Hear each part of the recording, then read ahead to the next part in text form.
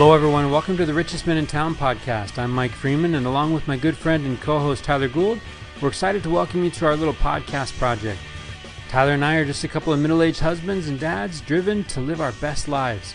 We want to be better every day, so here we'll be sitting down with great people.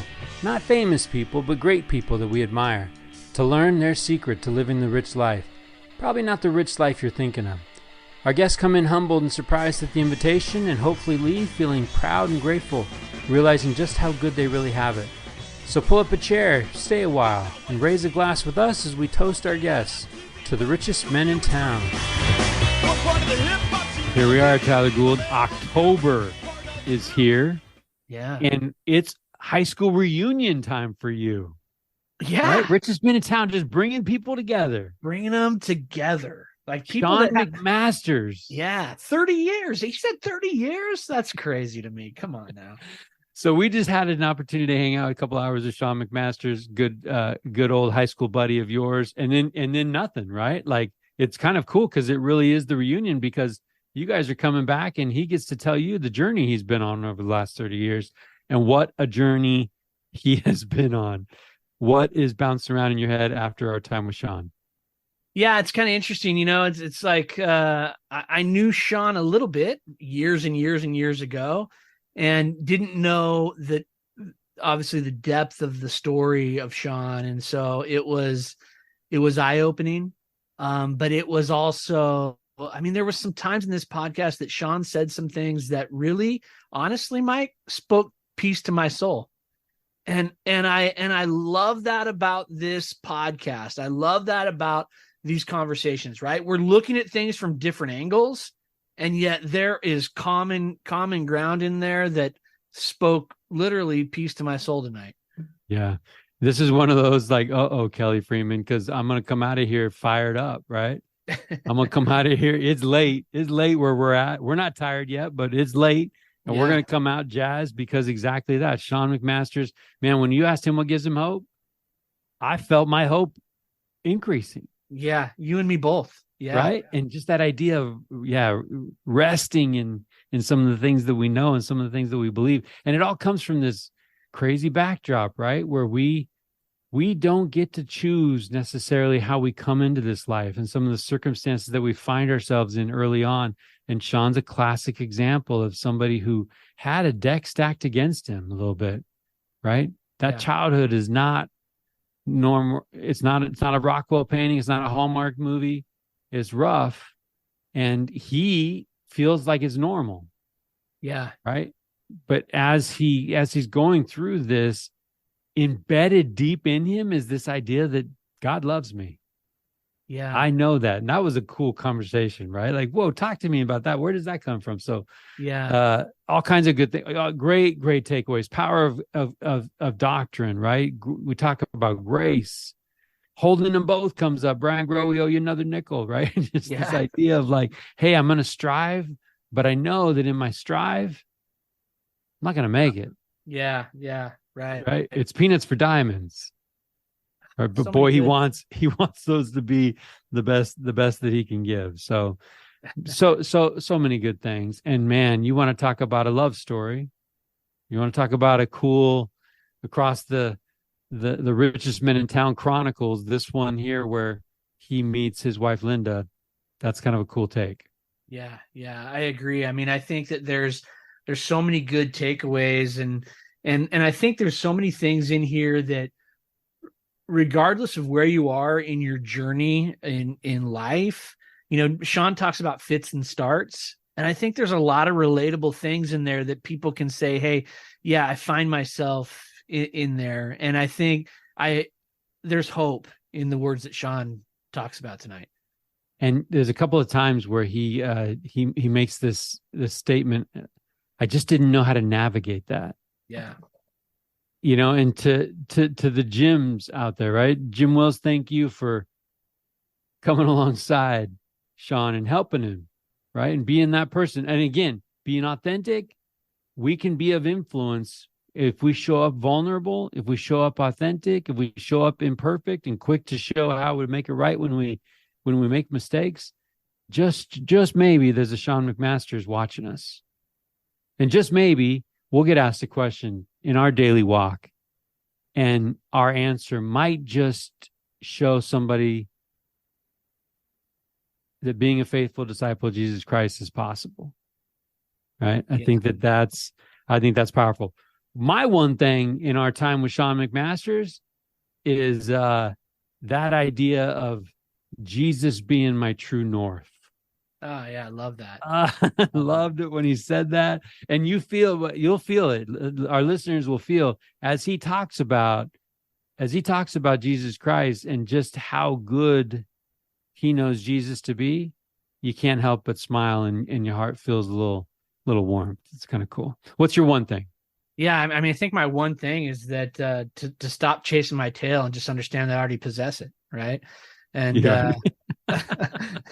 I love that idea. And when you get to that section of the podcast and you hear Sean talk about that, I think that'll resonate with our listeners as well. Yeah. Hey, to Sienna, to Jonathan, to Abigail, your dad's kind of a rock star. And we really, really appreciate what he laid down for us tonight. We appreciate the way he showed up. We appreciate his story, warts and all, right? Yeah. He doesn't hold any punches back and letting people know what he's been through.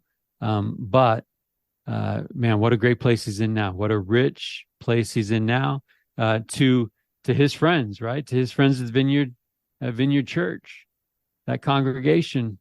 We want to commend Sean McMasters for the way that he's walking the walk right now. So to all of our listeners, we hope you find your one thing in your time on this episode of The Richest Men in Town with Sean McMasters. Tyler Gould. Yeah. The Gift of Influence. Tommy Spalding. Oh yeah, what's this guy all about? I'm highly recommending this book, right? This might be one of those that I actually close when I finish and pick up and just start rereading it. It's a pretty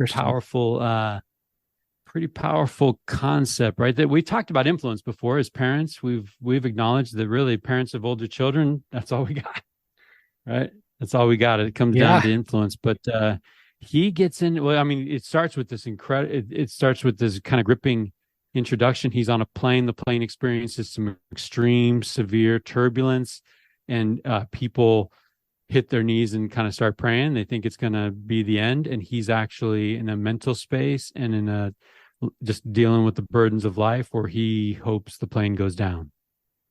Okay. Right. Yeah. And the plane doesn't go down. The plane, everything works out, and so he realizes exactly how bad the spot is that he's in. And he does work, right? He does work, and he shares that journey, and he shares the idea that so George Bailey, I've actually reached out to him, invited him on the cast. Tommy Spalding, I've invited him on the podcast. Pick up my invitation, Tommy Spalding. We'd love to have you on, because it's so George Bailey, right? Like he jumps into this idea of influence. On average, he says that 80,000 people, Tyler Gould, are going to come in and out of your life in the course of your days. Okay. Sounds right. He talks about this idea of, like, with those 80,000 coming and going, what experience are they having with you? What influence do you have on other people, right? And he gets into this kind of that George Bailey idea, that footprint of what we mean to other people, the connections that we have with other people, and how important it is that we exert influence to help people along their way. So how does he recommend we exert influence? So he's got some cool stories, right? So the first part, he talks about lifting. Okay. He talks about lifting, and he talks about this 8th grade math teacher, right? The 8th grade math teacher, it's got a Friday before spring break, so it's a wasted day. And she's like, what am I going to do with these kids? And she says, okay, here's the thing. Take out a piece of paper. Here's the list of kids in the class. Write something nice about every one of the kids. And she collects the papers. And over the spring break, she would then take, like Tyler Gould would get a piece of paper with all of the things people said that were nice about Tyler. Mike Freeman would get a piece of paper, right? Mike across the top, and all the things that my classmates said about me that were nice. So she does this thing, and she thinks it's just a thing, right? Spring break happens. Kids come back from spring break. She hands out the papers, and it's on to math. Turns out the kids grow up. They graduate. One gets, this is back in Vietnam. One gets sent to Vietnam and dies in the Vietnam War. And the family reaches out to this 8th grade math teacher and says, we'd like you to come to the services. And she's like, okay, I knew the guy, but I didn't, I'm not sure. Okay. So she goes to services. She goes to the lunch afterwards. And the dad says, come with me. And he brings the teacher into his son's room, his deceased son's room. Okay. And there's a war helmet, a soldier helmet on the bed. And he goes to the soldier helmet, and you know how they have bands, rubber bands kind of on the edges of the helmet. And tucked under one of the bands, he pulls this stained yellow piece of paper, taped up, right, and hands it to her. And she opens it, and it was that piece of paper from 8th grade. Nice. And so she starts welling up, about to cry, about to tear. Other classmates of the deceased student walk into the room, and they have their pieces of paper. Right? These are grown adults. Right. And that one little thing had an influence on them, right? And so we talk about this all the time. We do these little things to lift other people, and we're not necessarily mindful that we're doing it. Turns out it has a significant impact on people. So lift was one. Embrace was another. This idea that we don't have to be the best people. We need to be engaged with people, helping them to be better. Right. I like that. The next step he recommends is acting.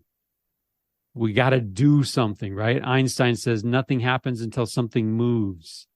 And he tells this story of a guy who, in his business section, gang violence breaks out, and he quits his job basically and engages with gangs and tries to find out what the problem is. And, they get a business venture together to try to get people to be included and to have other solutions than violence. So he felt compelled. He had a sense of determination to do something, right? We talk about empathy, and empathy is this feeling, and then compassion is the feeling with intent to do something about it. So we got to act.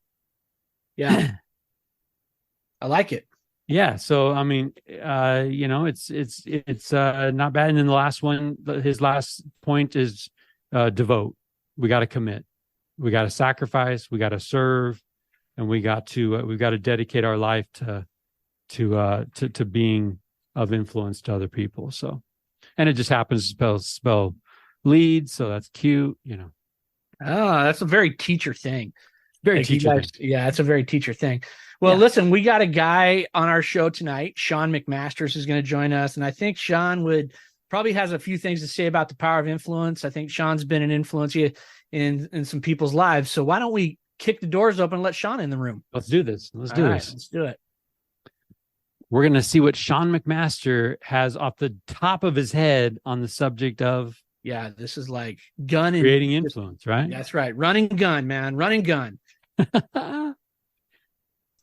Sean, it has been just a few years since we've talked. This is like a high school reunion, right? It's like 30 years later, man. Here we are. Enterprise 93. Has it been 30 years? Dude, they tried to have their 30-year reunion this summer here in town. They tried, and it just didn't. It fizzled out. Nobody showed up. Well, what are you going to do? Here we are, man. Honestly, I've been invited to my 30th the next weekend, and I'm on the fence. Yeah? I didn't even go. I live here. Yeah. There you go, man. I was like, no, I'm good. I'm good. Well, Sean, I was thinking maybe you'd convince me that reunions are a cool thing, but you're clearly not pro reunion. Yeah, I don't. Yeah, I guess not. It's just not my thing. Yeah, I'm with Sean on that. I'm a selective reunion guy, right? Yeah. Like there's some people I want to reunite with, and I'll find them. You know what I mean? Yeah. On my time. Well, the world's a small place, right? Hey, dude, a small place. I'll find them. Yeah, I started looking at all the pictures of people that were going. I'm like, dude, if I ran into you at the supermarket, I wouldn't even know you. Yeah. Yeah. And so I'm like, 100%. yeah. So that was my deal. I didn't go. That's all right. I'm with you on that, man. So it's been a little bit since we talked, but I will say this about Sean. So I don't know, like however many years back we connected via social media, like people do, right? Yeah. And Yeah. you kind of just get this like outside picture. But you have a family, and I want to hear about your family and kind of dig into that a little bit. But you've got some stuff going on, and I'm excited to kind of hear what's been happening in your life, man. Yeah. It's been exciting. But before we dive into it, before you came on with us, we were talking about Mike's reading a book right now called The Gift of Influence by Tommy Spalding. And we talked a little bit about the people that influence our lives and the influence we have on other lives. So give me your thoughts on the power of influence. The power of influence, man. Well, I mean, it certainly is a gift for those of us who are in positions of influence. It's a pretty powerful thing, man, to be able to be in that position. I know as a younger man, I think I wanted to be in places of influence. And even though now I'm not in like places of huge influence, it is a huge responsibility to know that you as an individual, what you say can actually help people make decisions, and that's a huge responsibility.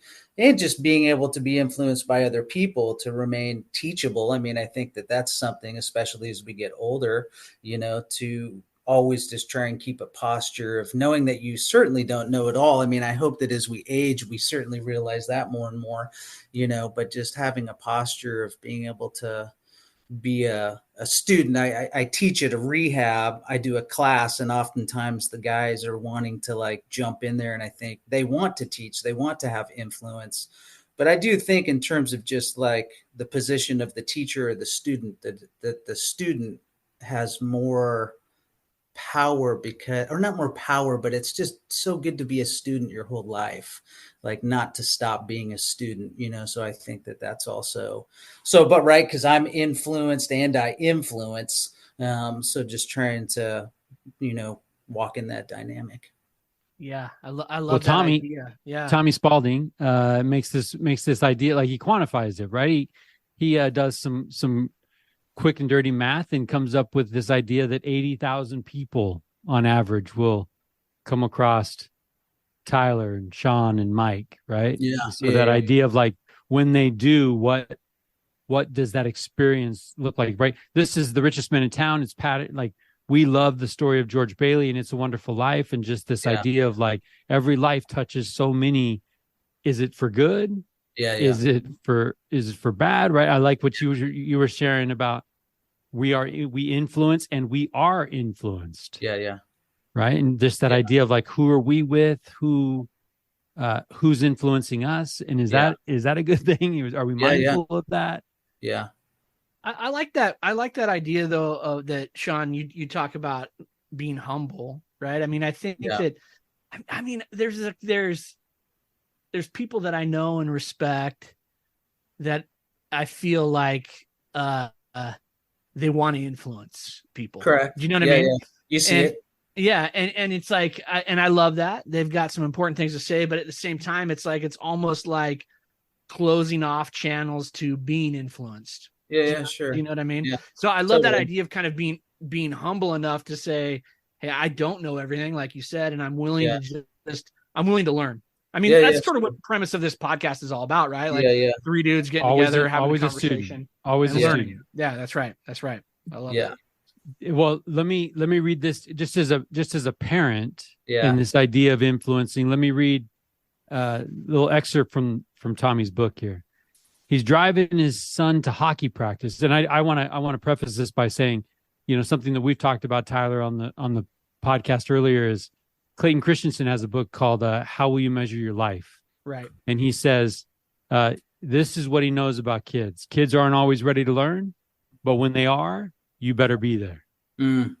Right. So this is an crazy early morning. I guess his kid is like uber elite teenage hockey phenom, and he's driving him to practice. And the kid from the back seat says, Daddy, what does it take to become a captain? Simple question, right? Team captain. The author says, in my half-awake state, I replied, to be Captain Tate, you don't have to be the best player. You have to be the best person.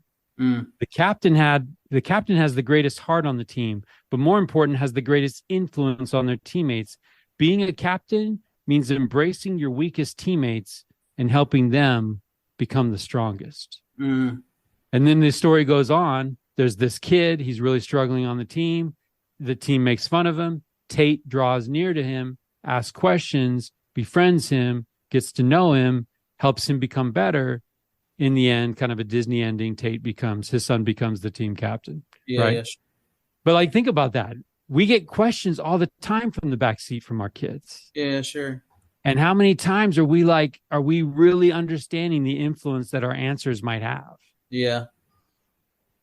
Something to think about next time kid asks a question. Yeah, right. Now, I'm sure the author doctored up that question, right? Or his answer was like, I'm sure it wasn't like as textbook as that great answer was. Yeah. But it worked with the kid. The kid took that to heart and went and became a better person. So right.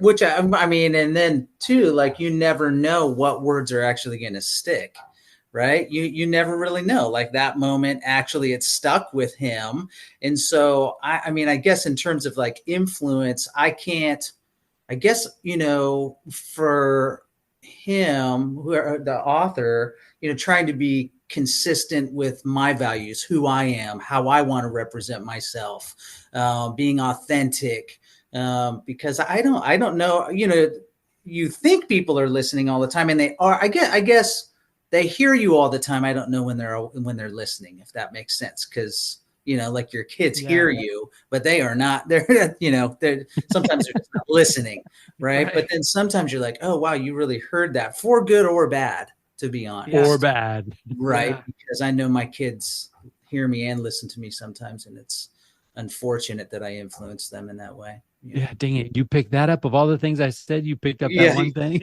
Yeah. Remember when I was 5 and you're like, dude, let's hear it. Let's hear it. Hopefully I remember. Let's do a quick shout out, or they'll never forgive you, right? Let's do a quick shout out. Give me kids, give me ages. Yeah. Unless that's 2 pop quizzes, right? Yeah. Give me you're asking me my kid's name. Yeah, so I have 3 kids. I have Sienna is my oldest. She's 19. Jonathan is my middle, and he's 17, almost 7. No, he's 16. All the birthdays just happened. And then Abigail's my youngest, and she's 15. And so Sienna is studying psychology at UC Davis. Jonathan wants to be an engineer, and I'm not totally sure what Abigail wants to be, but maybe a hippie that drives around a VW bus and helps people who are hurting. Hey, that's not bad. That's not bad, huh? That's not bad at all, actually. Jeez, that's pretty good. Well, ask other questions. I want to do what Abigail wants. Yeah, right. Exactly. Well, just ask other questions, you'll get different answers. You'll be like, okay, John. Yeah. Well, I love what you said, though, Sean, about I think, like, because you're right. I mean, especially when we talk about our own kids and the influence we have on our kids, which is certainly there. It's certainly real. Yeah. But I think that, to your point, they're not always tuned in to what we're saying, and I think that the word that you use, consistency, is the important part, right? Like, if we're consistent, and I know that we're gonna screw up, my kids probably could write a paper about all the dumb things that I've said or done. Yeah. But I think if we're attempting to be consistent in representing our values, then I think that there's, the fact that Abigail wants to drive a VW bus and help people is probably pretty consistent to looking at her mom and dad's values of how they look at people. Sure. In certain ways. People, yeah. Right? So I love that, man. I love that. Yeah. Well, and I think you also, another word that you mentioned there, Sean, was this idea of authenticity. Yes. Right? Like, we've got to make sure that the space that we are showing up in is authentic, if we're really if we're trying to be of influence and help people and lift people to higher ground, Yes. it's important that we're honest about our own walk, right? We're honest Yeah. about our own mistakes. We're honest about those things, and I think that ties into that idea of always a student, right? Yeah. Yeah. Always a student means I'm not fronting like I've got this thing figured out. Our Correct. kids are well aware that we don't have it all figured out. This is true. Yes.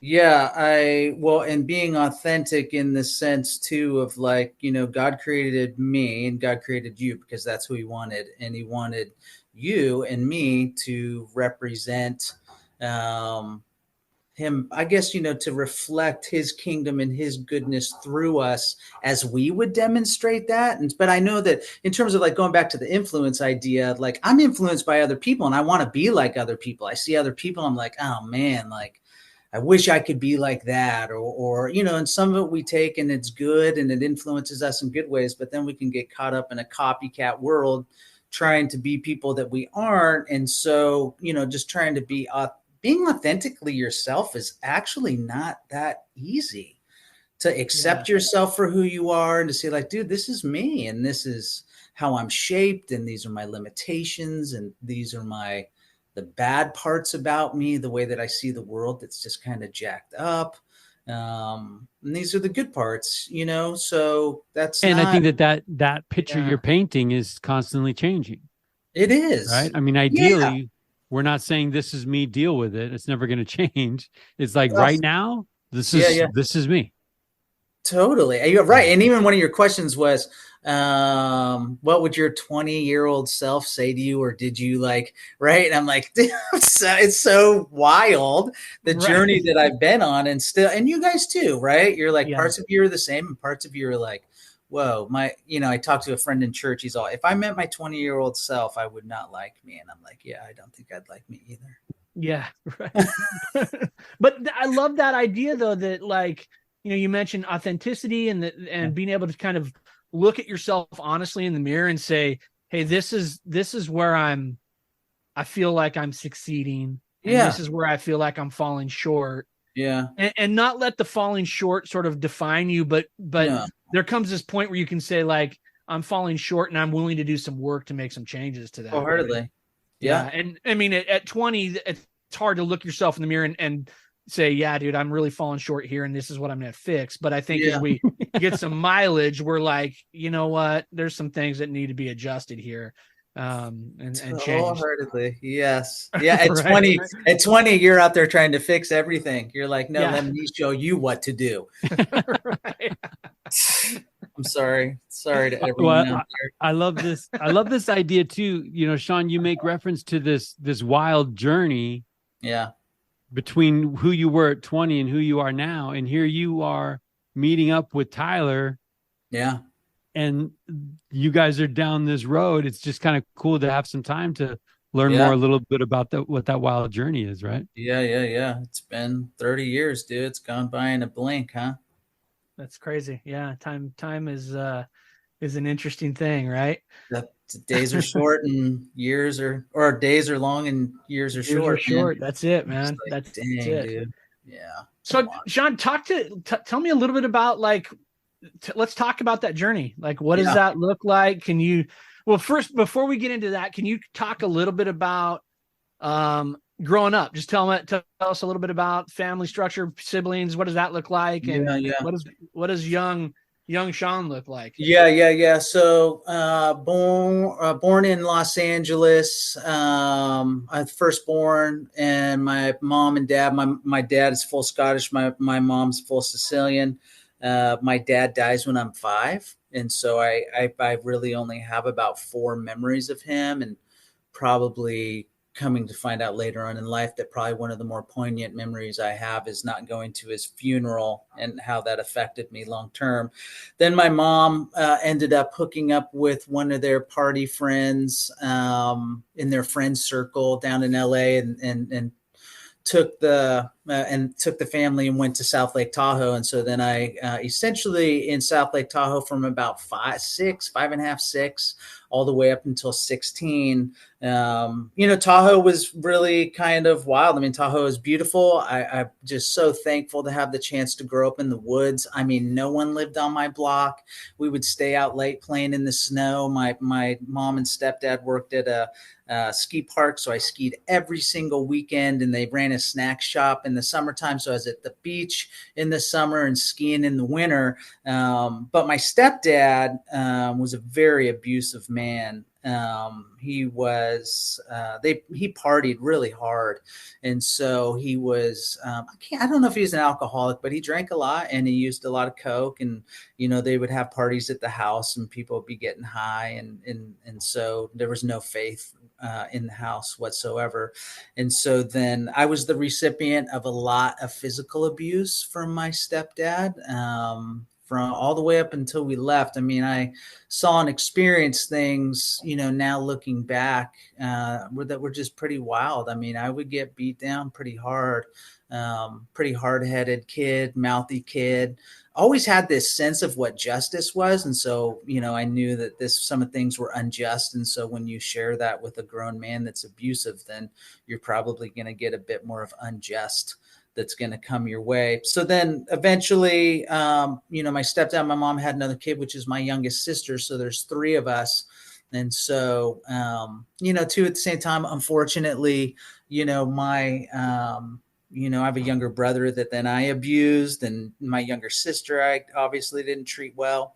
So then my mom fled to Redding, California, because her older brother lives here, and he was like, hey, move to Redding. So I came to Redding. And so, South Lake Tahoe, because of the ski culture there, it was really like progressive in terms of like style and music and all of these things. And then when I came to Redding, I literally thought I was moving back into like the 50s or something. I was like, where am I? This is so weird. Like no one really, like, they kind of dressed up, but they were like weird fashion. And it was just, on the one hand, it was weird. On the other hand, it was refreshing because I kept trying to keep up with all the fashionable people in Tahoe.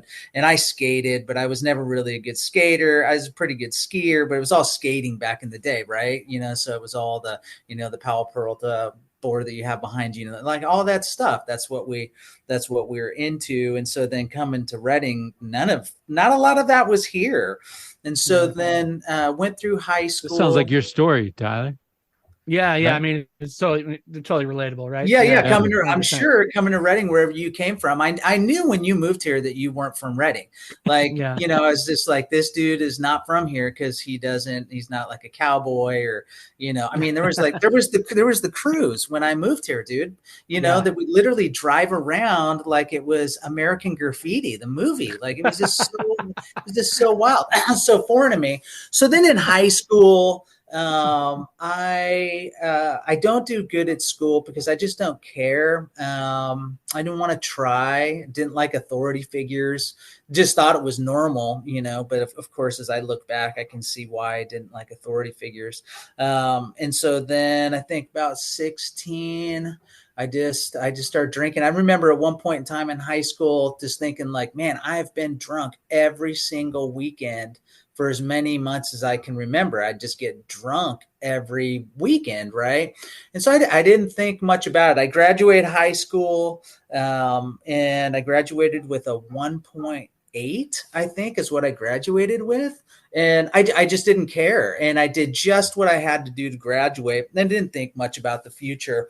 And so then after high school, went to Shasta College, and then dropped out. I was going to try and be a law enforcement person for some reason. I think probably because of my ideals about justice, but then dropped out. But then it was during that summer. Do you remember Chris and George Summers? Do you remember that name? Yeah, I do actually. Yeah. Yeah. If you might not picture them, but then remember the name. So I was living with them. I was living with this other dude, and he was on meth. And then me and this other dude were sharing this laundry room for $60 a month. And we were, taking acid all the time and my whole goal for the summertime was to get drunk and go to the lake and get laid. I mean, that was my goal. Right.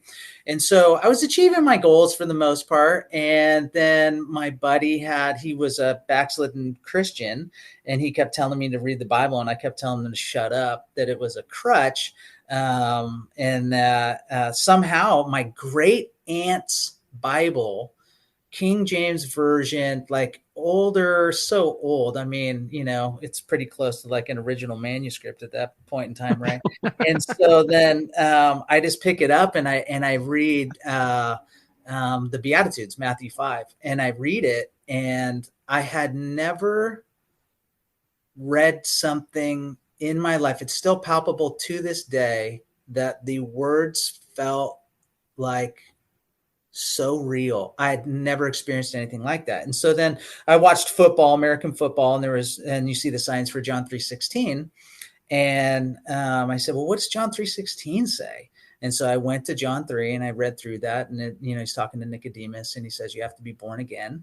And in that moment in the laundry room by myself, crazy party house, I'm like, Jesus, I want to be born again.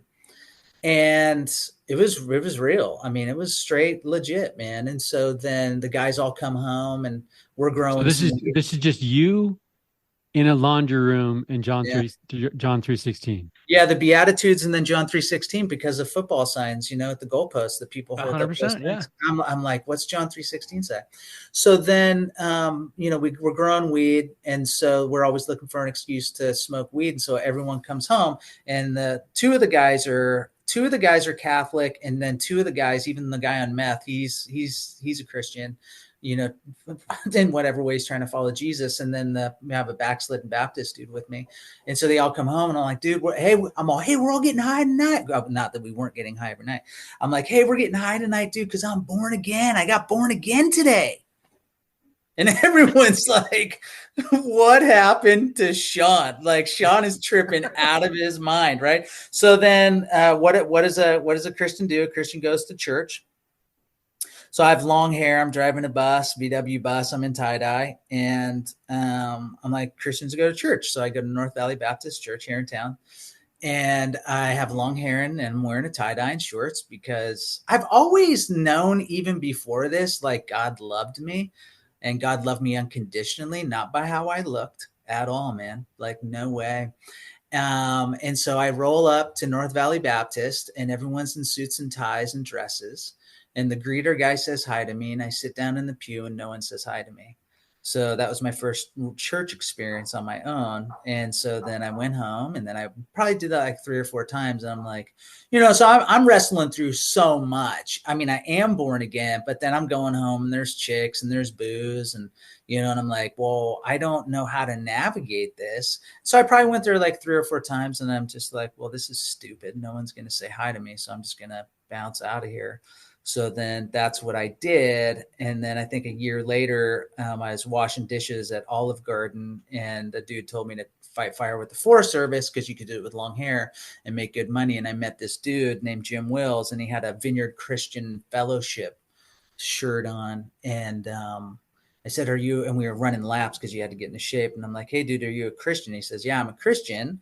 And I said, are you sober? And he said, yeah, I'm sober. I've been sober for a year. And I'm like, there's no way anyone can be sober for a year. And so he invited me to the church. I walk into the church. It's about 15 people. And I went to that church every single Sunday. I would show up hungover. I never missed a Sunday, dude. I started tithing like almost right away, because I'm like, heck yeah, dude, 10%, who cares? Like, this is awesome. Like, I didn't know how to navigate not having sex with my girlfriend or how many beers or joints I could smoke. But I'm like, all right, 10%, that's fine. And never missed a Sunday, man. And that's now the church that I pastor. Wow. Whoa. Okay. So let's let me ask some questions about. I need to go back. Tyler, if I can go back, Yeah. I love this idea. You talked to us a little bit about Tahoe experience and this idea that I've always known God loves me. Yeah. Can you put a finger on that, or is that like at a genetic level, or was I that don't, something your mom would whisper to you, or like no, where does no, that no. come from? I don't know, man. I mean, I think that's just one of those, I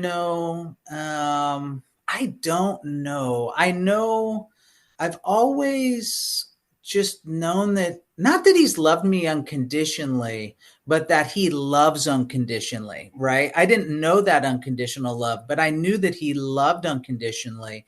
And so I remember one time when I was when we first moved here, there was this church that was down the street from us, and I went to go play basketball on the church premises, and I had to hop a fence. And I think somebody, I don't know who it is, it's obviously someone that had authority at the church, came out and told me I had to leave. And I was probably about 14 or something at that time. And I literally just started yelling at him, telling him that he was like a hypocrite. Like, dude, I'm like, God loves me unconditionally, and you're kicking me off of this playground because I'm trying to play basketball, man. Like, are you being like, come on. So I had that theology in my head that God loved unconditionally before I knew he loved me unconditionally.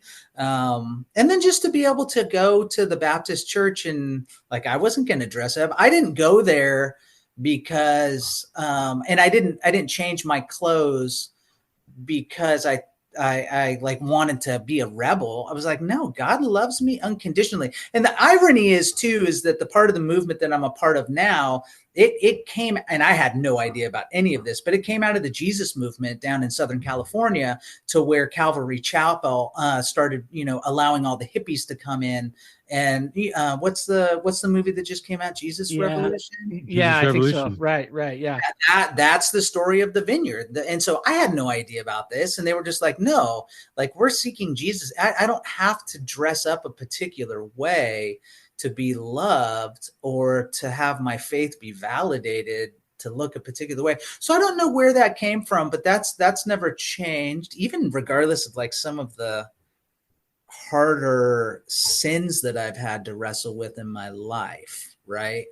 Because obviously, as you walk this thing out, I've had to wrestle with certainly harder sins than getting saved. And I think I love your story, and I appreciate you letting us in on that journey. I think Tyler, so many things are resonating, kind of bouncing around in my head from conversations that we've had in our own personal experiences, but just this idea of like God meeting you where you are. Totally. Right. Yeah, like this 100%. before I had this podcast and I had some of the conversations that have come from this, I would think that, you know what? God talks to us. That's revelation. In order to have that revelation, you probably need to be sober. You probably need to, right. And it's like, he's going to meet you on the road where you are. Totally. And he's going to take you as you are. Wholeheartedly. But he's not going to leave you there. No. Right? I think that's the key. He loves you. He's going to meet you where you are. Yeah. But he's got a journey in mind for you. Wholeheartedly. And there's going to be some things. There's going to be some changes. There's going to be some things that you're going to have to set aside. Right? Yes. Yeah. I think there's like this. I love that idea too, of just like knowing that God loves you, even though you haven't had, the formal experiences with God, right? Yeah. Like, yeah. I love that idea, because I think that we recognize truth. Yeah. When we feel it, when we hear it. Yeah. It's interesting. I had an experience when I was a young man, and an adult at a church told me one time that because I listened to punk rock music, I was going to hell. Right. Yeah. Right. And I remember when he said it, I thought, well, that's wrong. Right. Yeah. I didn't know anything, but I knew that's not how God works. I can't put my finger on a verse. I can't point, but I know that's wrong. But I know that's not how God works. You know what I mean? So I think there's these moments where we can. Because I've been the 14-year-old hopping the fence, and I've been the church official kicking 14-year-olds off the church property. Yeah. But I love the idea that he's throwing doctrine back at the guy, right? Yeah. Like Sean's like, no, God loves me. And yeah. Right. Loves unconditionally. Yeah. Right. Yeah. So but still trying to work out that, how does unconditional love apply to me? Right. I think there's like that. I think that's part of like faith journey in general, right? We Sure. understand that maybe from a 10,000 foot view, we can understand that, okay, God's in this, but is he involved in my life? Yeah, Right. sure. Like I can see how he's involved in things, but is he Yeah, involved in my life? And I think that yeah, there's some work obviously that goes into that to make that happen. But I'm sure. curious too. I appreciate you sharing that, what you shared, Sean. And you talked a little bit about being a young boy Yeah, and having that influence of a stepfather that wasn't always great, yeah, right? yeah, yeah, And then that sort of influencing how you dealt with things as well. yeah, sure. So how does that counterbalance work, or when do you start looking at how do I counterbalance some of the behaviors I don't like and make those changes? I mean, that's a tough thing, right? Like Yeah, even where we sit today with some mileage behind us yeah. and some things behind us, I think it's still difficult to look and say, all right, how do I dig into these things that maybe aren't the best part of me, and how do I make those changes? When it was even clear that it was influencing you, right? You said that Yeah. in that abusive situation, you were actually Yeah, yeah, abusive to other people, of right? course. Yeah. So how I do you totally undo that? Well, as a young man, I didn't understand or know what had actually happened to me. I can't say that I thought it was normal, but it was my normal. I didn't know. I was unaware of how that had influenced me. And so then, once I met Jesus. One of the things that was interesting for me, in terms of like the church and Jesus, one, Jesus is my true north, meaning that he actually gave me something to hold on to that I had never experienced before in my life. He gave me a true north to walk towards, and that in terms of meaning and values and in terms of being a man, that I had just never experienced before in my life. And then I think on top of that, which is still Jesus, right? Because Jesus is the head of the church, in that the church is actually Jesus's body in terms of theology. And so then to be able to experience men within the church, which I had my uncles, but their influence was coming and going, but in terms of like going to the church, I hadn't really like really engaged in families and really allowed men into my life. And so it wasn't until later on that I realized like I hated men. Hmm. Like dude, authority, like, what are you going to do? Punch me in the face? Like, I don't care. What are you going to do? Cuss at me and put me down? Like, dude, that's my normal. Like, bring it. Like, it doesn't really matter, but then to experience men who didn't do that, and to experience, father figures in my life, that actually helped to heal that in my life. I think then once I was given a different example of how to be a man and how to live life, I was able to then, take inventory of my own life and say like, man, I have not done this. And so I know that I, apologized to a lot of people and had to take ownership of a lot of the things that I had done. And still to this day, I don't think that ever ends. And fortunately or unfortunately, you know, and so then I just, there was a term, and this is funny that I bring it up. But it's just something that resonated with me in the feminist movement in the 60s, that they had this idea that if they can't see it, they can't be it. In the sense that if women don't see like female judges, then they'll never aspire to being that. But, I'll flip it on its head and just say, if I can see it, I can be it, but if I don't see good dads, how am I replicating that in my life? And so then once I was exposed to that, I was like, oh, wow. Jim Wills, we were fighting fire one time, and I was a, young punk kid and hard worker. And, I loved what I did and I worked hard. And there was an older dude on the crew with us. and he just couldn't pull his weight. And so I got all after him, and I was just cussing at him and yelling at him or whatever. And so Jim, in front of the whole crew, just lights me up, man, cussing at me, all this stuff, which is all language that I understood. I'm like, I get, okay, cool. Whatever. I didn't think much about that, and I didn't have much self-reflection about it. But then we got on the bus, and Jim stood up in front of everyone and said, hey, I just want to apologize for the way that I had acted today, that I shouldn't have done that. And that's not how a man of God should represent himself. I don't think that I had really ever seen a man apologize. And so to be able to see that and say like, man, I want to be more like that, and certainly you have Jesus, but you're trying to figure out how to follow Jesus too. Cause that's kind of like, how do I do this? He seems to be able to do more than I can do. So that's, then just trying to lower lights, Sean. Lower lights is something that I'm always talking about. Yeah. So Jesus is perfect, and I love him, and I love what you said, that he's my true north. I love that. Yeah. But are there some people that are striving to be like him in my life that I can look at? Yeah. Yeah. Right. That I can look at, like, what is a husband who's angry, or a dad who needs to say sorry? What does that look like? And I think that's where Matthew 5 is real. John 3:16 is real. Yeah. But so is my coworker, or so is my friend. Right. Yeah. And I love Jim for doing that. I don't know Jim, but I love Jim for doing that on the bus, because he owned it, and he showed you, look, I'm not perfect. And when I'm not perfect, this is what a man of God who's trying to be like Jesus does. Yeah. Right. That's powerful. Yeah. It was powerful. I'm curious, Sean, if, looking at the examples that you had in your life, right? Yeah. Previous to Jim, right? Yeah. And you meet this other group of men, and you're going through what did the idea of having kids and starting a family look like? I mean, for any young man, there's trepidation, right? Yeah. Sure. You're stressed out about it. You worry about it. Yeah. But I got to imagine, like, was that different for you? Was that, dude?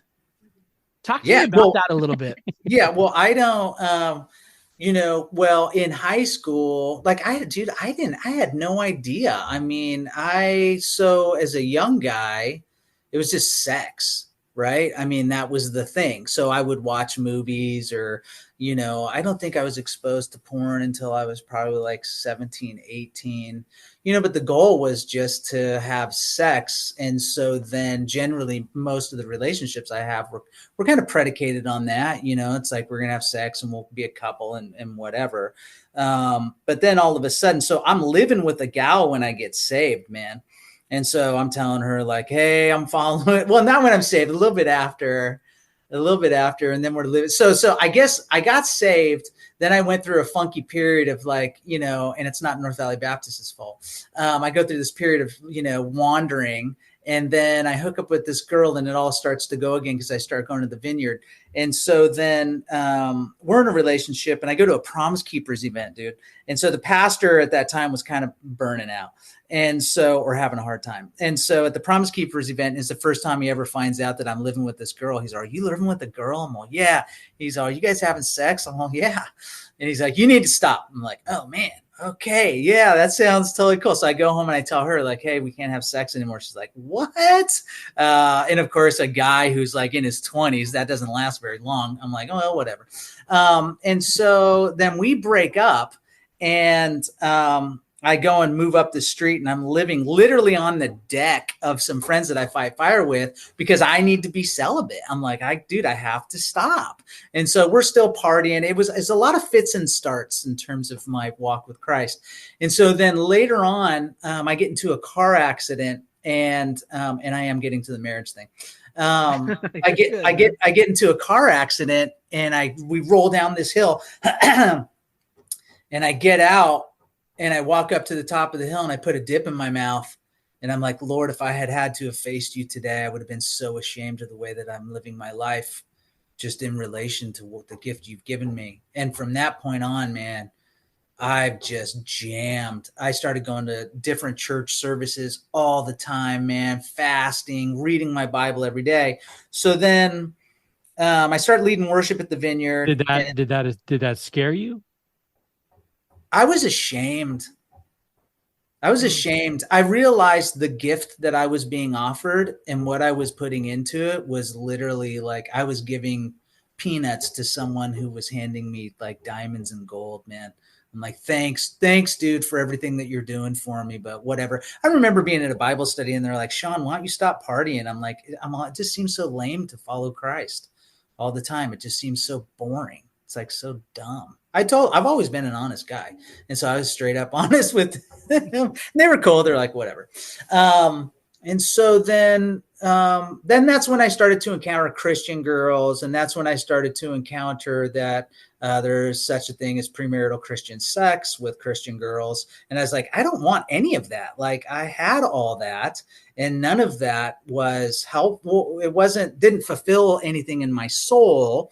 And so then eventually this girl walked into the Vineyard Church and I literally felt like it's one, there's several times that like God's spoken to me and I felt like God said, you're going to marry that girl. She walked in a blue dress. And I felt like God told me I was going to marry her. And I was like, I didn't even know what that meant. And so then we became friends. And then eventually I was hanging out with some of my nieces and nephews and cousins. And I just thought like, man, Linda's going to be such a good mom. So I called her up and said, hey, I have feelings for you more than just friendship, which totally like freaked her out. And she had to go and pray. And then people had to give her like prophetic words and all these things. And then we decided I had never had a relationship that wasn't based on sex. And so then we decided, and I don't think she's kissed. She said she kissed some other dude once. I've yet to meet this guy. And so I just never met anyone who was so pure. And I knew that I had, done everything that I've done, which a lot of it is really like sad and gross. And so we decided not to kiss. And so our first kiss was at the altar. We never kissed until on our wedding day. And I just wanted to honor her and honor her purity. I love fits and starts. I love fits and starts. And I wish I could say fits and starts were behind me. Yeah. But there are still Sure. those things that are fits and starts. And I think it's important to, and maybe I'm off, but like this journey, I love how you fast forwarded, and now that's the church that I'm a pastor for, right? Like there was some stuff in there that you are where you are in your faith walk. Yeah. Not because of one experience in a laundry room. No. Right? No. That set the course where you come to meet Jesus of Nazareth, and now wholeheartedly. Now you're trying to, and I love too this idea of like I didn't know how to navigate. Yeah. Right. And we need to be patient with people. We need to be patient with ourselves as we're all trying to navigate what does this path look like as a disciple of Jesus Christ. Totally. But it's not about like I had one experience back in 1993 and everything's different. I mean, you can have the one experience and everything is different. Yeah, sure. The faith that you exercise with your congregation today is something that you have built every day.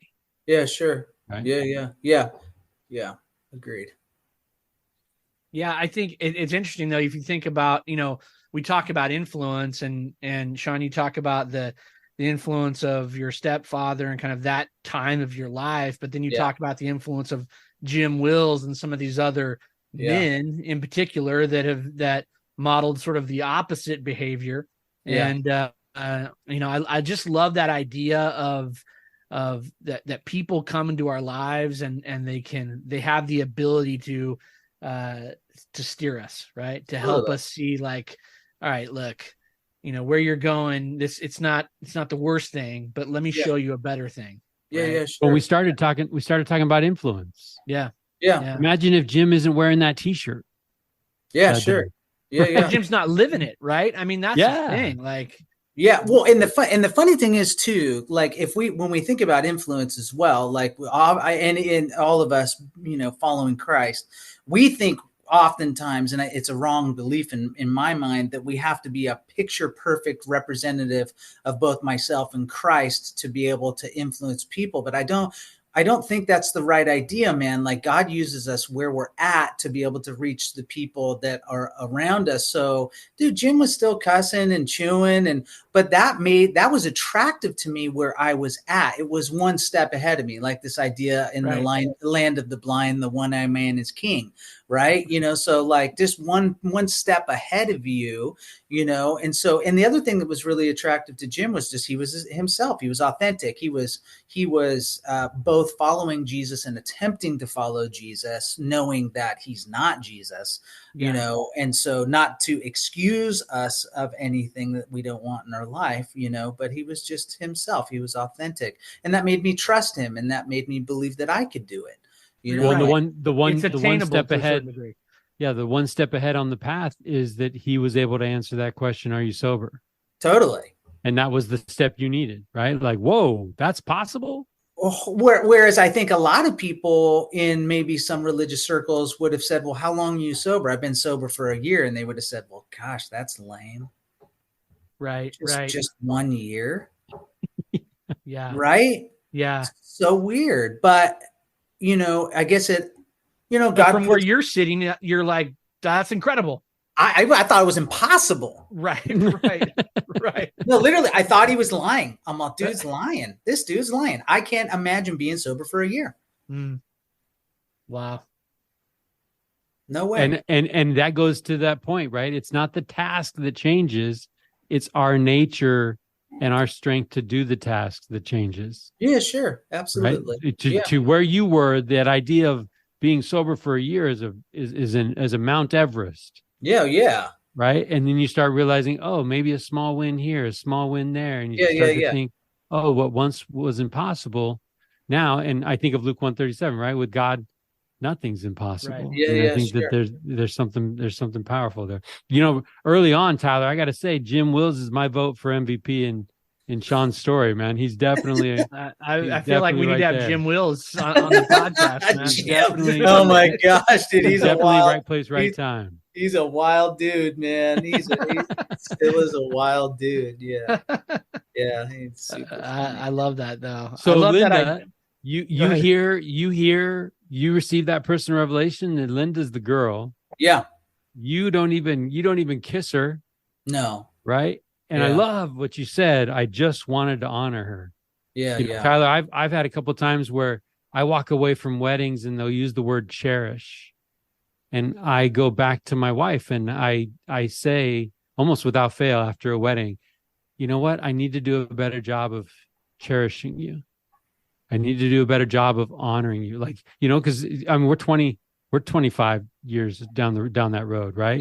Yeah. It's important to remember some of these verbs are like crucial when it comes to keeping that relationship. Tyler, I texted you earlier today, just this idea. I was at church and a guy hands out a 3x5 card, and the 3x5 card has 3 letters on it. WMM, what matters most.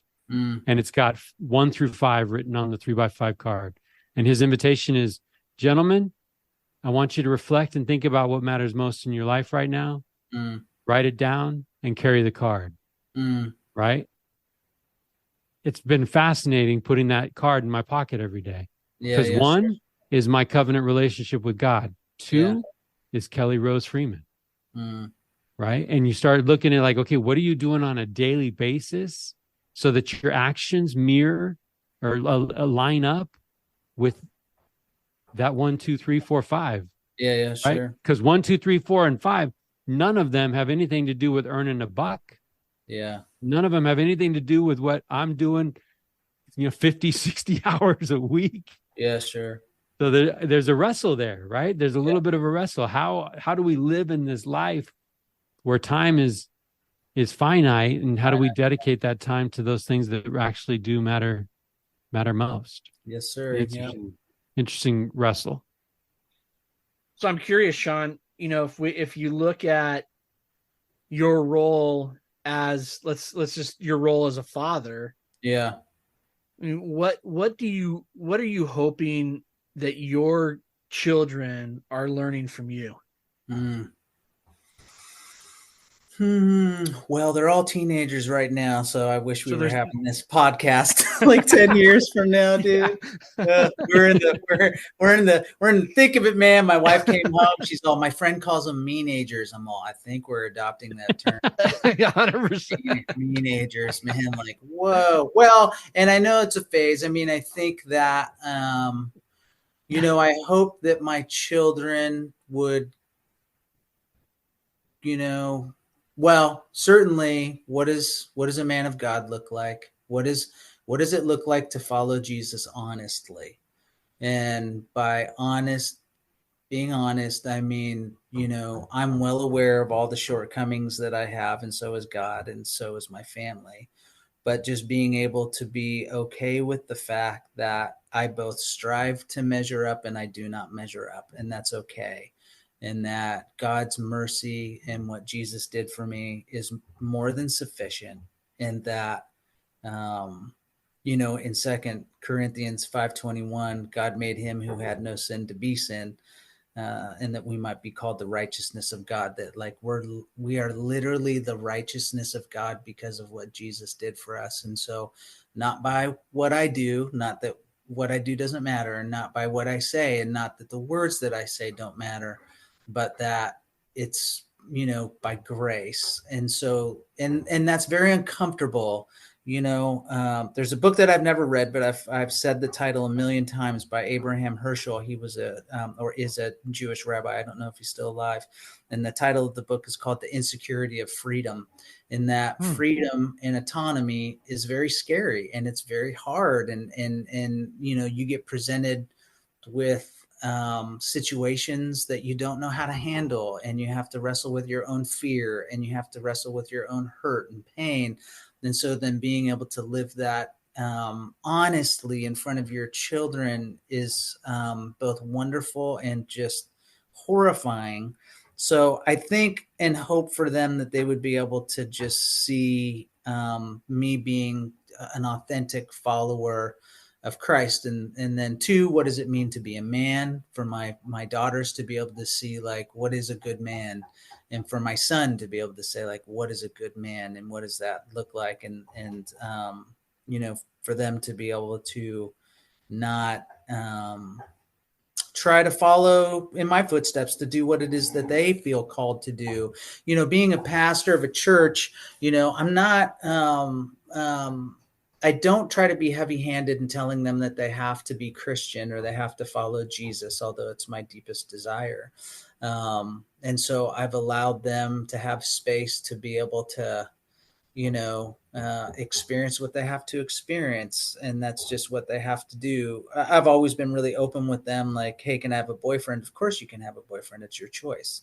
I'm not going to tell you no, because you have to experience that.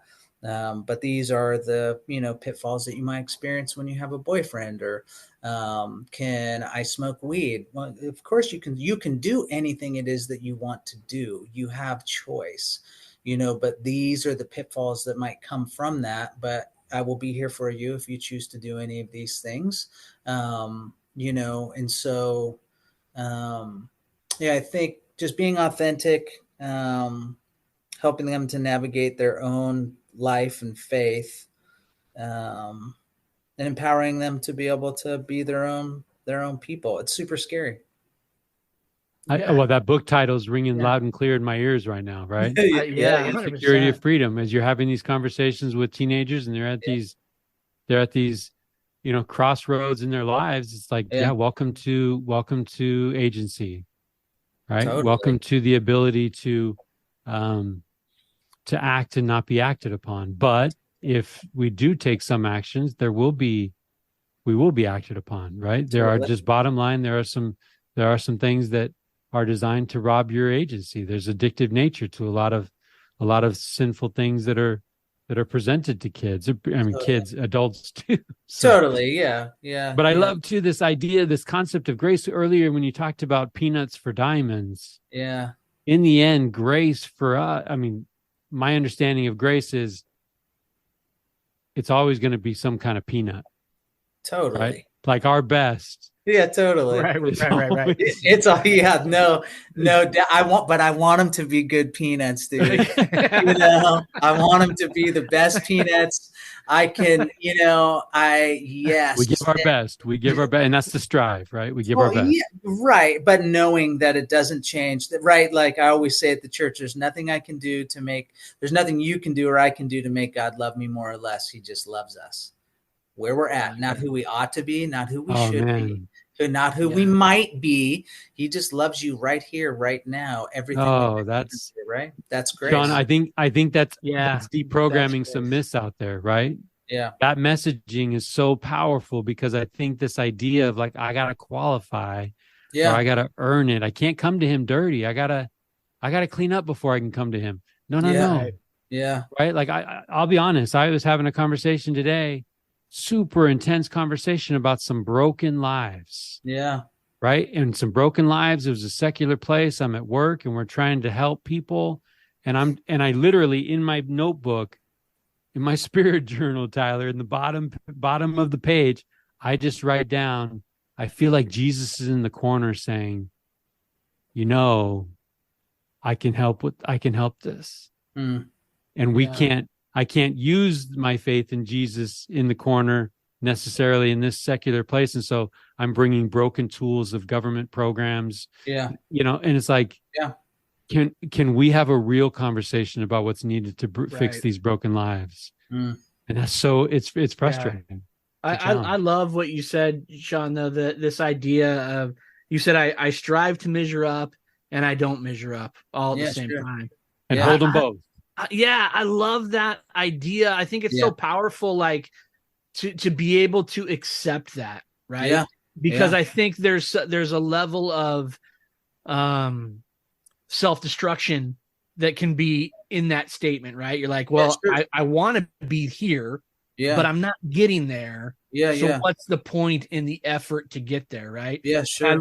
We have that conversation of grace, and that fills that gap, and that gets us where we can see progress. But I love that idea of holding both things, to go to kind of quote Brian Grow, a former guest, but that we can strive to measure up and we can fail to measure up at the same time. And that's what's happening all the time. You're like, man, that is what it means to be human.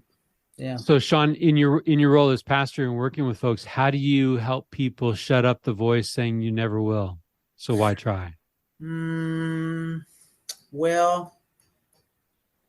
Well, I mean, good theology. I'm a huge fan of good theology in the sense, like, theology being what we believe about God. If I believe God to be an angry individual who is always trying to do the gotcha with me, then I'll live my life in fear and hiding from him or trying to hide from him.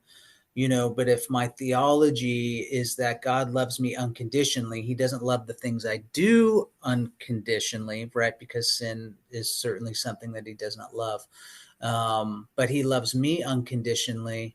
And that every person is created in the image of God. And so that knowing that every person is created in the image of God and that he loves us unconditionally, hopefully people are able to lay down the striving of trying to impress a father who is already impressed. One, in that he created us. Two, in that his son died for us, and that we no longer have, one, we could have never impressed him anyways, right? Because Jesus is able to do what Adam and Eve could not do, which is remain sinless. And Jesus was able to do what Israel was not able to do, which was to be able to keep the whole law. Jesus is so magnificent in every way. I still never grow tired of like thinking about who Jesus is, that he is in a sense, a reborn creation as it should have been without the stain of sin. And then he's able to do what no one else could do, to demonstrate God's love for us. So hopefully, the idea too, that he doesn't love me as I should be, and he doesn't love you as you should be or ought to be or would be. This idea that we measure ourselves, by the things that we're not able to do. and the things that we do. But so oftentimes the loudest voice in the room is what we should have done, or ought to have done, or could have done, any of these things. And so hopefully to help people stop striving to be, it's like a dog chasing its own tail, right? You already possess your tail, but hamster wheel. Right. So you're chasing it nonstop. But if you would just stop for a moment and realize that you already possess your tail, you already are what God wants because of what Christ did for you, to be able to rest in that. Right. And so that the striving I love that. Does that make sense? Like, you don't have to strive because you already are. One, because you're, like Psalm, I forget what it is. He knit you together in your mother's, maybe 139. He knit you together in your mother's womb because he wanted you. And then just what Jesus did for us, you're like, you don't need to be anything other than what you are. And right? I think the miraculous consequence of accepting that is that then when we come to terms with who we are, and we have find peace in that, then we automatically begin to strive to draw closer, right? Wholeheartedly. There's if you can accept that where you are, then the desire to become closer becomes stronger. Well, right? and what I would say that unfortunately religion ends up becoming a cheap substitute or a false replica or an exoskeleton of what we should look like on the outside. But then the motivation to do so is from the outside in, whereas the kingdom of God is something that exists within you, right? The kingdom of God is like yeast that was put into the dough. So it's inside, it permeates the whole thing. And so the entire batch of dough is changed, not from the outside per se, but it's inside working. The molecular structure of it is changed because this living organism is now inside of it. And so then from the inside, I don't spend time with Jesus because I ought to, or I should, but because I want to, because I want to be with him. I'm not ashamed to be with him. And so again, religion, if you look at religion, it's a false paradigm exoskeleton that tries to manipulate people to look good on the outside, which then ultimately is just horrible. It's sad. Right. We're kind of talking about this. Go ahead. I think of John 15:5, right? Like abide. Yeah. Abide. Yeah. Totally. Abide with me. And I think that, man, it would do us all good to study that out in our minds. What does it mean to abide in him? And we're promised, as we abide in him, he abides in us, like that yeast. And I think that when I hear you, Sean, and I hear you profess and share your love for Jesus and loving to think about how good he is, all the more powerful when we think about how low he descended, dude. Right? Like that condescension, like that lowering below all. There's no one that walks into your building, long hair, hippie band in the parking lot. There's no one that can sink below where he has gone. And you can confidently look at anyone that walks in and say, there's somebody that knows the road you've been on. And there's somebody, and there's only one that can make it right. Well, I think the whole idea too with abiding, like what you had brought up, for someone who looks at themselves and is ashamed or is striving, then the whole thing is just like, then stop. Not just stop in the sense of like, stop what you're doing, because I think that message is probably loud and clear already from a religious sense, but just stop and rest in him. Like abide. Like, no, he does the heavy lifting, man. Just rest in him. Like, he's sufficient. And that's already a hard enough concept to grasp as it is. Whereas like, we, just as people, we love conditionally. I love you because you love me back. I love you more when you do things for me. I love myself when I do good, and I'm ashamed of myself when I don't. So this idea of grace is really odd, and it's not really something that I think that we naturally come to. Like even when Paul says, like, you know, it's foolishness to the Greeks and it's an abomination to the Jews. I forget totally what he says, even though I read it this morning. You know, it's odd. It really is a weird thing to be able to think that God loves me unconditionally. Not that he loves the things that I do unconditionally, but he loves me unconditionally, which then I just need to rest in him. There's a scripture, and I was talking to somebody about this the other day. When Paul gets knocked off the horse, when Saul gets knocked off the horse, right? He has a totally Jewish paradigm, and Jesus is Jewish. But then he doesn't think Jesus is the Messiah, and then Jesus knocks him off his horse to have this paradigm shift. But at one point in time in Paul's life, he literally, and I forget where it is, and I should probably look it up, but Paul literally, there's this portion in scripture where he's just absent for years. Like nothing happens, because he has to wrestle with this whole idea of like grace and Jesus and this huge paradigm shift, you know, this whole fits and starts idea, because it is awkward, because we are self-judging, merit-based beings. And so grace is super refreshing and weird. Yeah, absolutely. Well, talk about weird. I just want to go down this irony road here. Yeah.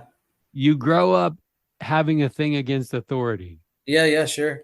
And now on a Sunday at the Vineyard Church, yeah, you are speaking as one with authority. Yeah, sure.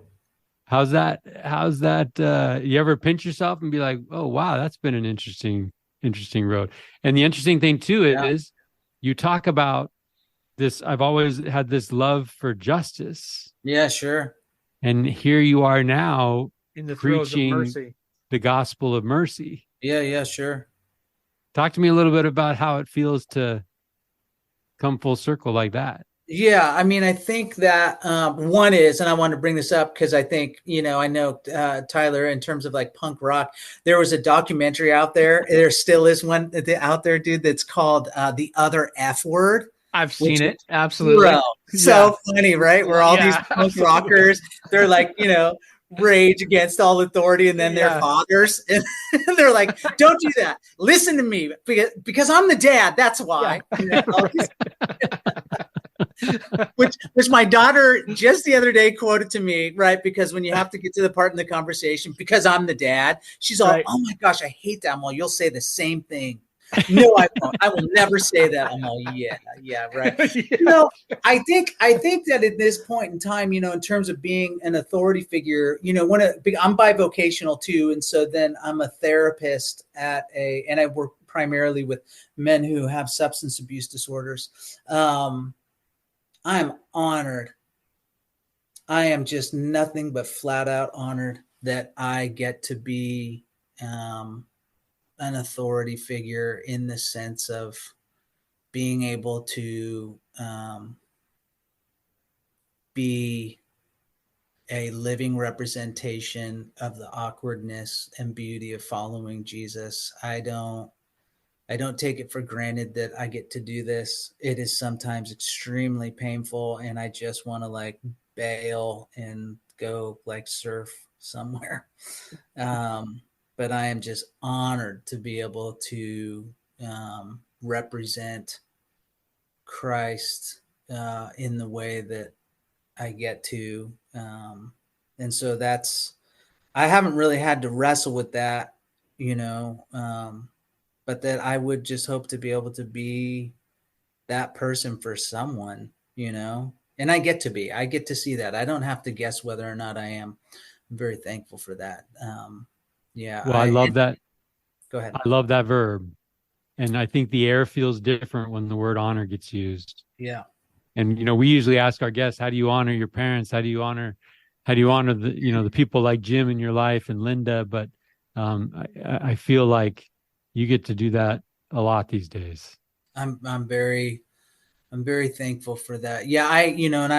Church being the body of Christ, cosmically, literally, right? Which is weird because it's filled with people who are like, that you're like, this is a weird part of the body of Christ. We get to hang out with people like that.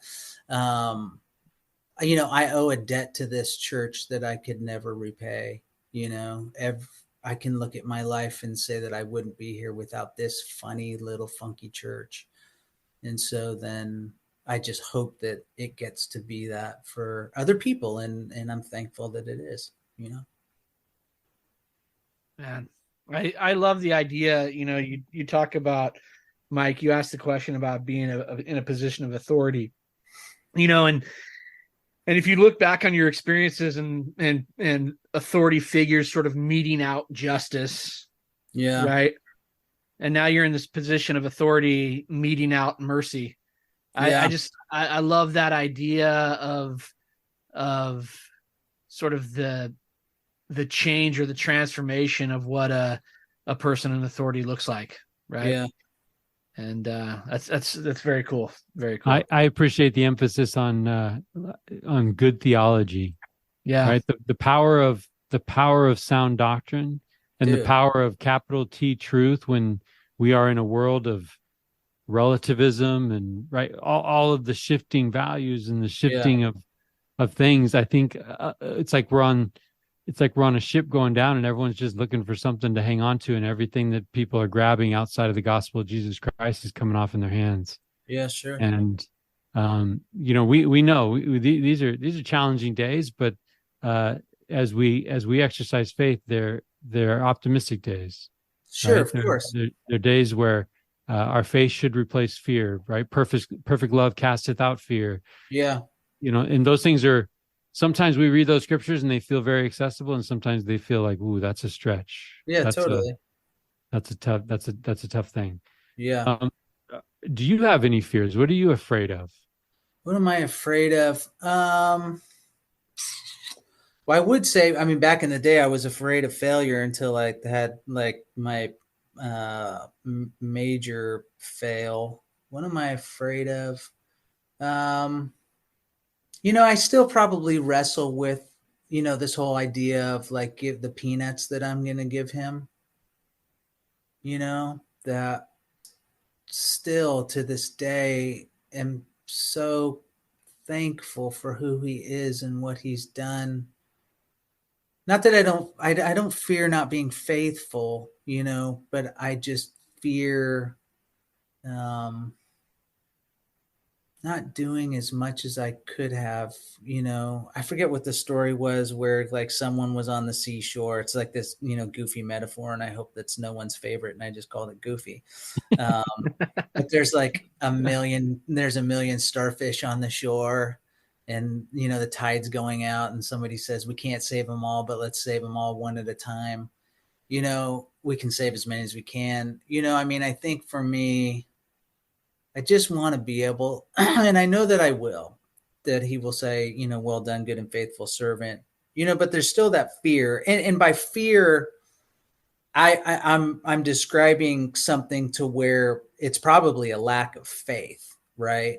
That I'm not doing enough, and that even this whole idea that, me wrestling with maybe who I could be or ought to be, that's probably something that I've wrestled with, even though on the one hand, I'm like, no.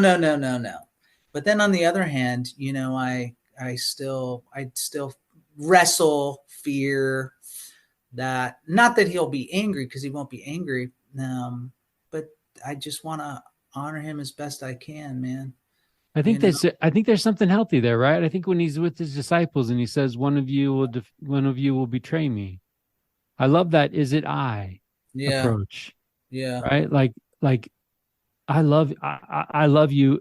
I hope I am not doing anything. Is it me? Yeah. Versus like, oh, well, it's that guy. You know what I mean? Yeah. Like, I think that it's a healthy approach. It's a healthy approach to be able to say, am I doing enough? And I think, recently I've been thinking about these experiences that we can have. Any of us can have these experiences where God loves his children. And if we are wondering our state and our standing before him, if we approach him in prayer and say, how do you feel about me? Yeah. I bet you're going to have an experience that's memorable, and it's not going to be a list of things you're not doing. Correct. Right. I know that I do that to myself. I mean, and I think too, just looking, at all the people that I wish knew him, I don't think that desire in me has ever gone away. But as I'm getting older, I realize my limitations that, I mean, I would, even Paul says that he would give up knowing Christ so that his Jewish brothers and sisters would know, this desire to actually have people know Christ, that's never gone away from me. I mean, it's drives me every day. And so, but it's overwhelming to see the amount of people who don't know him, which is just a bummer. So that's kind of just what I fear. I guess I don't fear failure as much anymore because it won't kill you. Yeah. So that's probably so 20 years from now. Answer. Yeah. Right. 20 years from now, you run into somebody. It's kind of like, so I'm in education, and every once in a while I run into a former student, right? Yeah, sure. So 20 years from now, you run into somebody that was that was coming to your church. What do you hope they remember about your testimony and your messaging? Yeah. Your congregation. Well, would hope they'd remember one of my sermons, but they won't, even though I put a lot of work into them. I remember point 4 of that sermon. It changed my life as I was taking a nap as you were talking. Yeah. I think I would want people, which is what I get pretty real-time feedback. I'm really thankful for that. That I felt loved, I felt accepted, and I met Christ, and that my life was changed, by meeting him, that when we took communion, that I met Christ, that when we worshiped together, that I felt something that I had never felt before. And that just that experience of experiencing him changed my life. That's what I would hope that they would say. I love it, Sean. That message definitely can, right? I think of so many things that are temporary about this life. Yeah, sure. The experiences that I've had with meeting Jesus Christ, as you say, yeah, those spiritual experiences, those change people. Wholeheartedly. I don't change anyone. Right. I'm just a handoff, man. Yeah. Have you ever had a time where you've poured hours into a sermon and you get up there and the Spirit's saying, take this thing in a different direction? I haven't. Well, not recently. No. I probably just jinxed you. No, maybe. I don't know. I mean, sometimes in a service, yeah. I mean, we are a charismatic church, like gifts of the Spirit and all that stuff. And so sometimes I guess I resonate, Martin Luther, there was one time that he decided, like, I'm just going to go up there and God's going to inspire me and he's going to speak to me. And I've only heard this. I've never read it. So it might be just like a folktale at this point.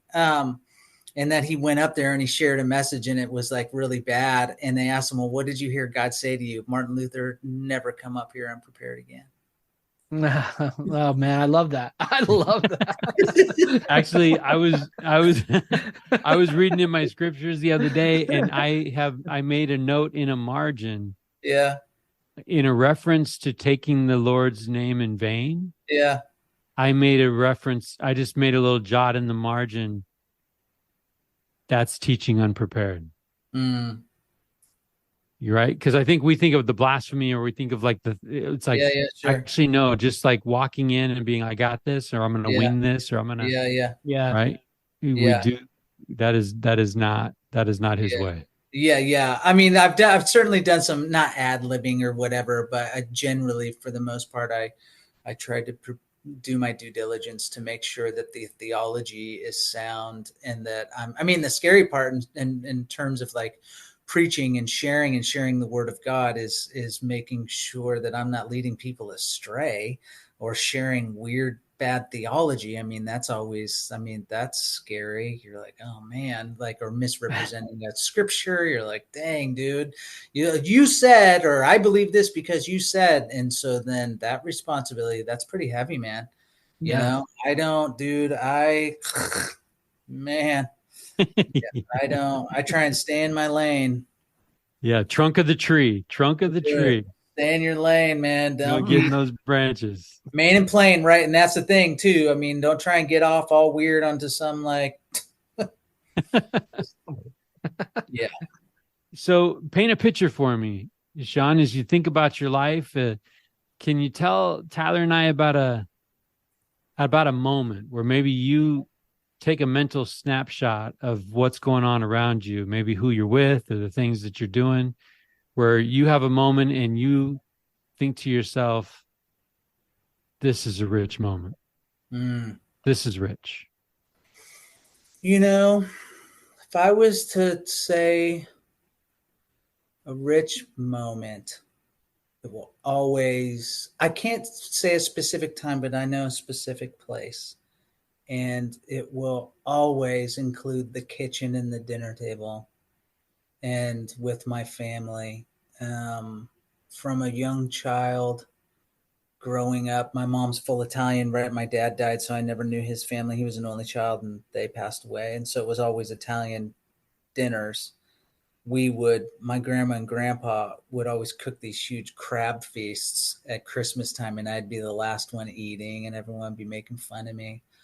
And so that experience of being there, even though the funny part or the irony part is that now as I've gotten older, I realize just how awkward those moments might have been for the adults who were at the table, because there's unresolved conflict or there's, all those things.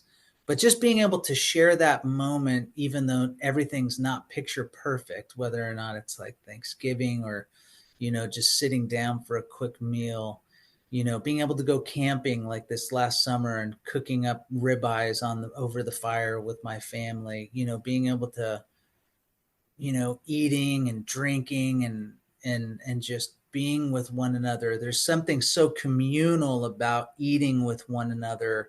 And even Jesus talks about the whole, the wedding feast, that he's not going to drink wine until the wedding feast. So food and, and him eating in the Last Supper, or him, put the net on the other side and cooking fish after he's resurrected. And, yeah. Eat with me, right? Dude, yeah. even if if you get crazy, there's the book by Alexander Schmemann called For the Life of the World. And he's an Orthodox theologian, and it was an underground manifesto when communism happened. And so he wrote this, and he just breaks down this idea of even communion. Like if you think about food and the rich life. So, communion in terms of, like, if I understand it rightly in Corinthians, communion took place at a meal. So they were all eating together, and Paul, admonishes them for getting drunk and some people eating too much, but communion being fruit and bread, everyday items. It's not gold and diamonds, because the rich don't possess that, but it's just everyday man in everyday household, that the kingdom of God is supposed to be there. And so eating together has always been and still is this thing. When I dream about having grandchildren, I dream about eating and cooking for them, that food is love, and to be able to spend time with them, to have that communal. Eating together is one of the few sensual, intimate things that we get to do with other people. It's not sexual, but it's intimate and sensual, right? And so we get to do that, and it's weird, and it's vulnerable, because there's noises and smells and like things happen that are somewhat embarrassing, and so there's just something binding that happens between us communally when we eat together. There was a proverb, I forget, it was like anonymous, and how long does it take until you can call someone a good friend? And the proverb said it takes a 10-pound bag of salt to become friends, right? Like you need to salt the food, Yeah. but 10 pounds amount like that. It's basically a marker of time and intimacy together. And so, yeah, eating together. I look forward to the day of cooking huge crab dinners for my grandchildren, you know. Man, I love that idea. I love that idea. Sean, what gives you hope these days? What gives me hope? Well, it's like, whoa, there's a lot going on right now. Right. But at the same time, backing up, and I think about this, man. If someone was born in 1900 and died in 1985, they would have gone through World War I, the Depression, World War II, the assassination of JFK. So there's always been chaos. There's always a lot going on. Always a lot going. We think that our times are always harder, but it's only because we're going through them. If you went through World War I, II, the Depression, and World War II, you're like, the Lord is surely about to come back. Right. What if at the door? Yeah. You're like, no, it's real. Which in part might have been why the Jesus movement happened, right? Because they're like, Lord, no, the Lord's coming back. You need to get saved. What brings me hope these days? I think that Jesus, yes. But I think that what brings me hope is rational, educated dialogue that people who are mature enough to still be able to come to the table and have mature, rational, educated dialogue around topics that are very, very difficult in terms of like racism, sexuality, religion, politics, that people, I was thinking about it even today, that we're the only creature on earth that has rationality, that we can actually be rational. No other creature can do this, right? No other creature has a prefrontal cortex.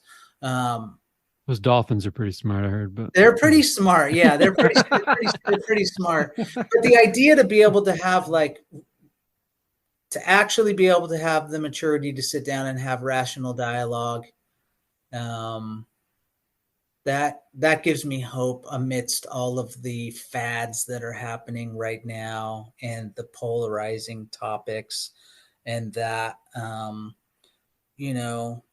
people have made it this far. I assume we'll make it further. I'm not a humanist, but that the church prevails too. I mean, that always fascinates me. For as many mess ups as the church has had, that it just makes it, and that the message still gets out. That trips me out, man. Broken as we are, it's just some people just keep finding Jesus through us. That amazes me to no end. I'm like, wow. He's only had imperfect people to work with, right? Totally. And it keeps happening. Yeah. I'm like, it's just so amazing to me that just continues to get out there, man. So that gives me hope.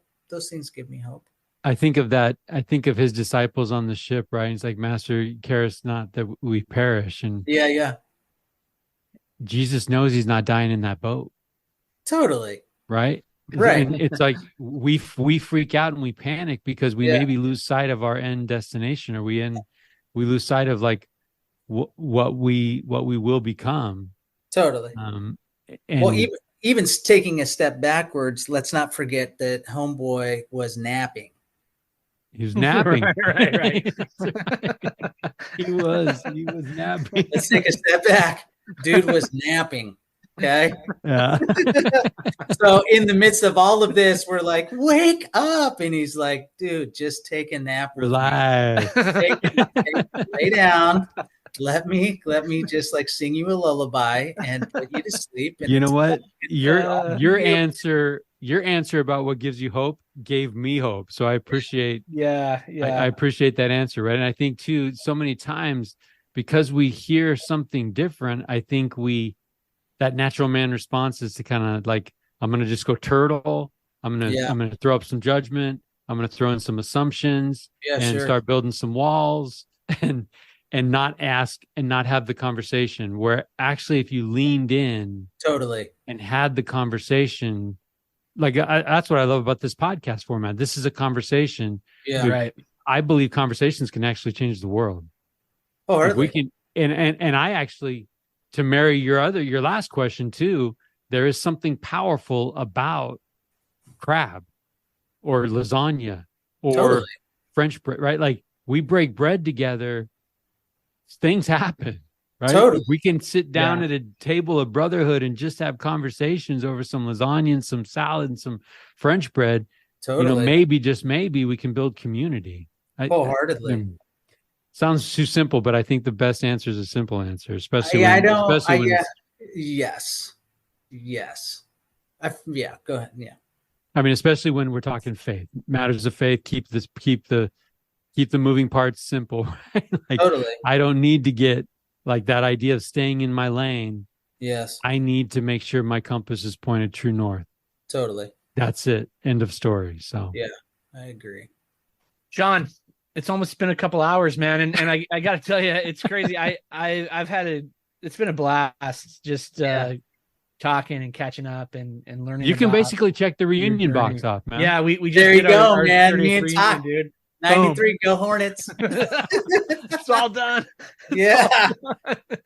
But you know, this podcast, Mike talked a little bit about George Bailey and that the film It's a Wonderful Life, and you know, the title of this podcast is taken from that film, and we love that portrayal of George Bailey and the irony of his life being in shambles, yet being such an influence on others and allowing others to influence him. You know, we end every podcast with the same question, and we'll offer that question to you as well. But Sean, what does it mean to you to be considered the richest man in town? To be the richest man in town for me would, I guess, to summarize it, would be to know that I am loved and that it is a God-given gift that he has given me to be able to love others. I love that answer. That's what makes me the richest man in town. So can't give what you don't have, right? Yeah. Once we know we have love, give it away. But we're 140 some odd episodes of this podcast. Yeah. And we ask the same question every time, 140 some odd times. Yeah. And it's never been a repeated answer. And I really? Yeah. And I love that. I love your answer. And I would agree with you. As you say it, you know, so many things you said tonight that resonate with me, and I appreciate you sharing your journey and your faith and man, I've loved it. It's been awesome to see your face and to learn from you tonight. Yeah. Well, it's been good to hang out with you guys, man. This is my first podcast. All right, one of many, man. One of many.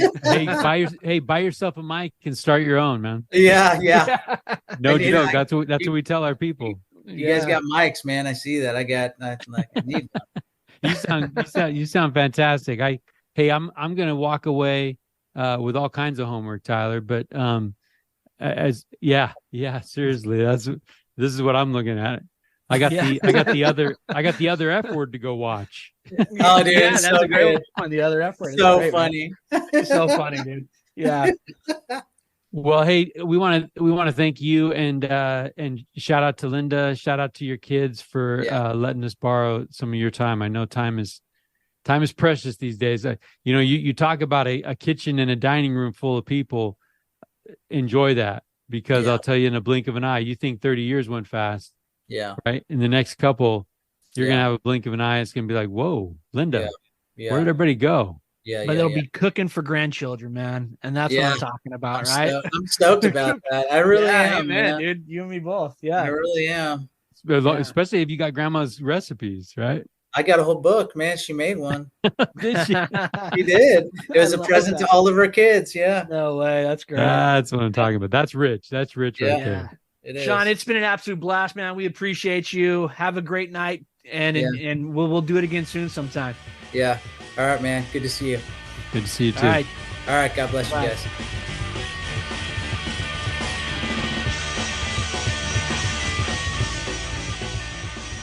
Good idea, Ernie. A toast to my my big brother George, the richest man in town.